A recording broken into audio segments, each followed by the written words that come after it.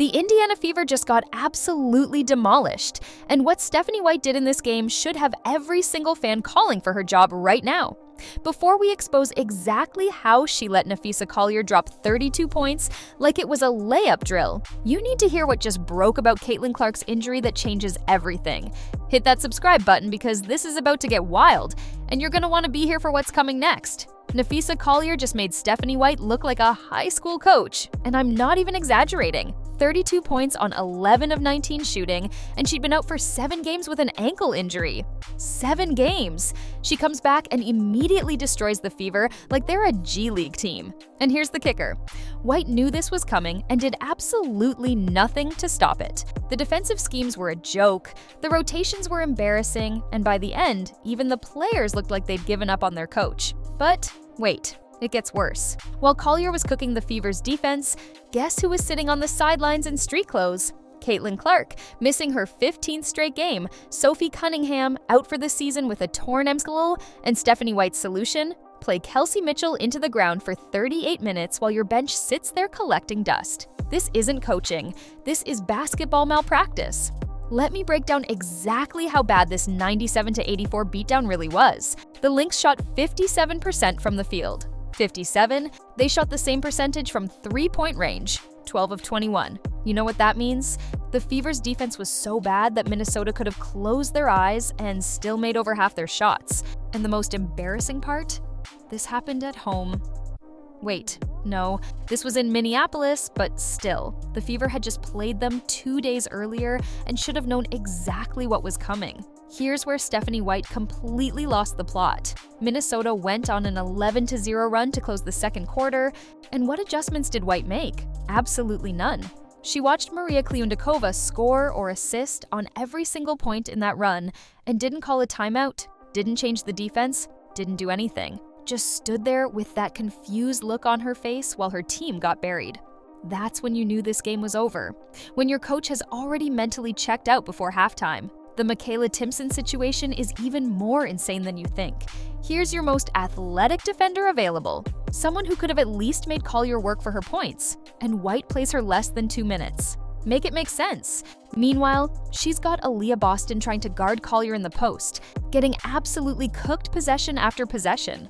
Boston ended with 14 points, which sounds decent until you realize she was minus 18 when she was on the court. That's not a player problem, that's a coaching disaster. Now let's talk about what nobody else is mentioning, the complete collapse of team morale. Multiple sources inside the organization are telling me that players are openly questioning White's decisions in the locker room. Not publicly, of course, but behind closed doors, there's a full-scale revolt brewing. Kelsey Mitchell, who scored 26 points while basically playing on one leg, was reportedly furious after the game about the lack of help defense and the nonsensical rotations. Shea Petty came in and scored 16 points on a 7-day hardship contract. Think about that for a second. A player who's been with the team for less than a week outplayed half your regular rotation. Natasha Howard, who's supposed to be your defensive anchor, managed just 10 points and looked completely lost on switches. This is what happens when your coach has no system, no philosophy, and no answers. The injury crisis has exposed Stephanie White as a coach who can only win with elite talent. Without Caitlin Clark, this team has no identity. Without Sophie Cunningham, they have no toughness. And White's response to losing 4 guards to injury? Sign random players off the street and hope for the best. There's no development, no system to fall back on, just pure chaos and pray that individual talent bails you out. Let's be real about Caitlin Clark's situation because new information just came out that's absolutely shocking. She's now missed 24 games out of 37 this season. 24! She's played in 13 games total. The franchise player, the reason people are buying tickets, the future of the WNBA, and she's basically been a ghost all season. And here's what my sources are telling me. She could have come back 2 weeks ago, but the medical staff and White are being overly cautious because they don't trust their own training protocols after all the other injuries. The playoff implications are catastrophic. The Fever are now 19-18, barely hanging on to the 6th seed. They're only 1.5 games ahead of falling completely out of the playoffs. And their remaining schedule? Absolute murder. They've got Seattle, who's fighting for their playoff lives. They've got the Liberty, who are getting healthy at the worst possible time. They finish with Minnesota again, who just proved they own this Fever team. If they lose 3 of their next 5, they could legitimately miss the playoffs entirely. But here's the dirty little secret nobody wants to admit. Stephanie White might actually want to miss the playoffs. Think about it. If they make the playoffs without Caitlin Clark and get swept in the first round, that's embarrassing. If they miss the playoffs, she can blame injuries and get a pass for this disaster of a season. It's the perfect excuse for a coach who's already proven she can't handle adversity. The Napheesa Collier domination was particularly embarrassing because everyone knew it was coming. She hadn't played in 7 games, was probably rusty, and still dropped 32 like it was a shoot-around. The Lynx didn't even need her to be great. They'd been winning without her, but she came back and immediately exposed every single weakness in White's defensive scheme. No help defense, no rotation discipline, no adjustments. Just pure basketball incompetence on full display. You want to know how bad the coaching was? Minnesota's Maria Kliundakova, who nobody outside of diehard WNBA fans even knows, scored 13 points and was plus 21 in just 23 minutes. She was literally the best player on the court, based on plus-minus. Better than Collier, better than anyone on the Fever. That doesn't happen unless the opposing coach has completely lost control of the game. The Courtney Williams masterclass was another embarrassment for White. 14 points, 10 assists, and get this, 0 turnovers. 0. She completely controlled the game, picked apart the Fever's defense, and made White look like she'd never seen a pick and roll before. This is the same Courtney Williams who's been inconsistent all season, and she looked like Magic Johnson against White's defensive schemes. Here's what really burns me up about this whole situation. The Fever had momentum after winning the Commissioner's Cup against this same Minnesota team back in July. They beat them 74-59 without Caitlin Clark. They proved they could compete with anyone when properly coached and motivated. But that was when players still believed in the system. Now, they're just going through the motions. Waiting for the season to end, Stephanie White's post-game comments were absolutely delusional. She talked about effort and execution like this was some random regular season loss. No accountability for her horrible rotations. No explanation for why Timpson didn't play. No answers for how they allowed 57% shooting. Just coach-speak nonsense that proves she has no idea how to fix this mess. The front office has to be panicking right now. They brought White back thinking she was the answer, the hometown hero who would lead them back to glory. Instead, they've got a coach who can't manage injuries, can't develop young players, and can't make basic in-game adjustments. Kelly Krauskopf left a successful position with the Pacers for this. She's got to be second-guessing every decision that led to this moment. Let me tell you what I'm hearing from people close to the situation. There's already been preliminary discussions about potential replacements for White if this season continues to spiral. Names like Becky Hammon, who's killing it overseas, and Sandy Brondello, who knows how to manage star players, are being floated. The Fever can't afford to waste another year of Caitlin Clark's career, assuming she even wants to stay at this point. The attendance situation is becoming a massive problem.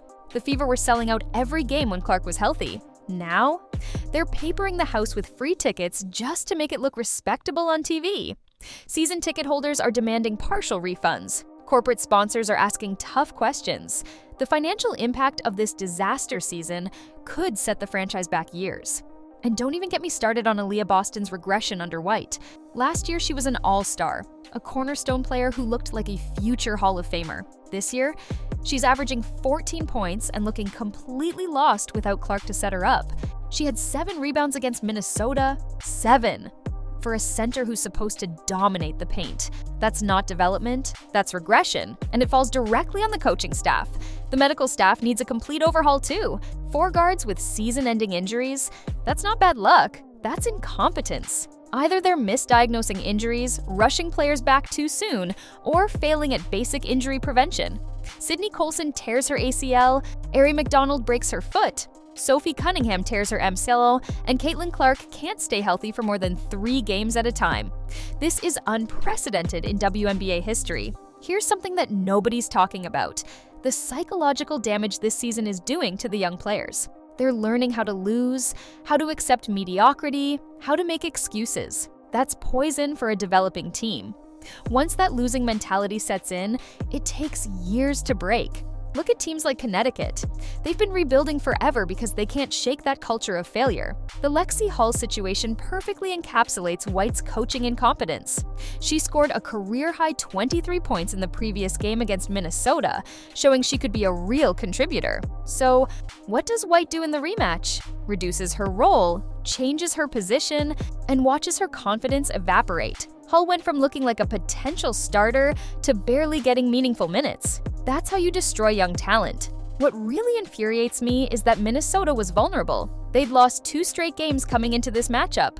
Napheesa Collier hadn't played in 7 games and was probably rusty. This was a winnable game if the Fever had any sort of game plan or coaching strategy. Instead, they rolled over and died from the opening tip.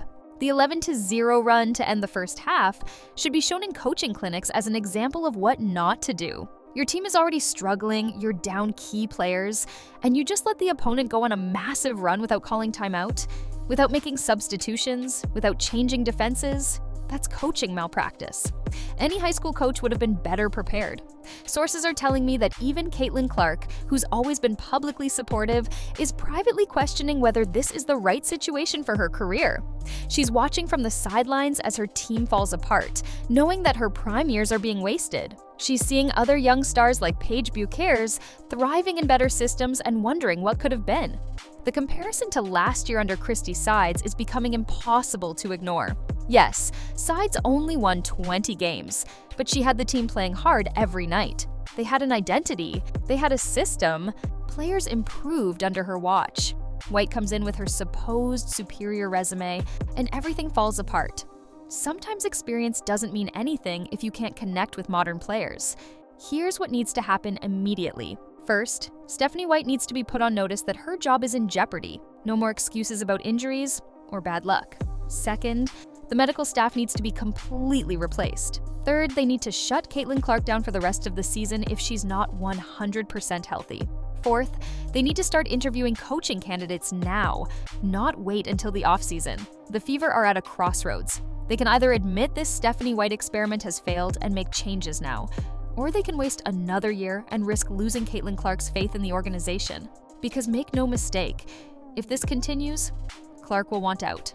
And if Clark wants out, this franchise is dead in the water. What happened against Minnesota wasn't just a loss. It was a complete organizational failure on every level. From coaching to medical staff to player development, everything is broken.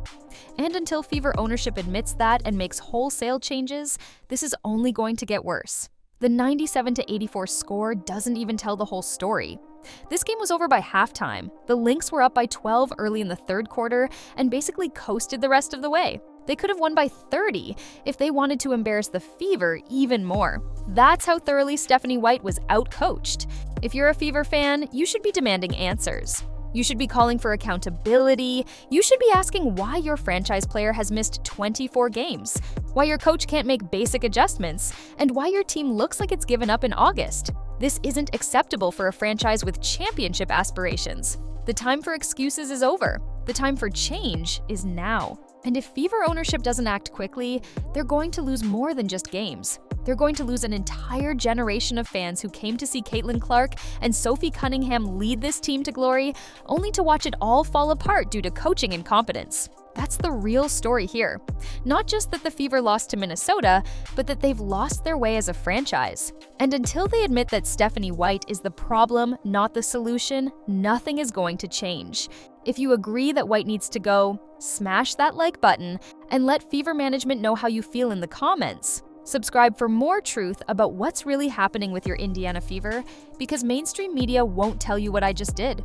This is your source for the unfiltered reality of the WNBA, and trust me, the next few weeks are going to be even crazier than what we just witnessed. Peace out, Fever Nation. Better days are coming, but only if we demand change now.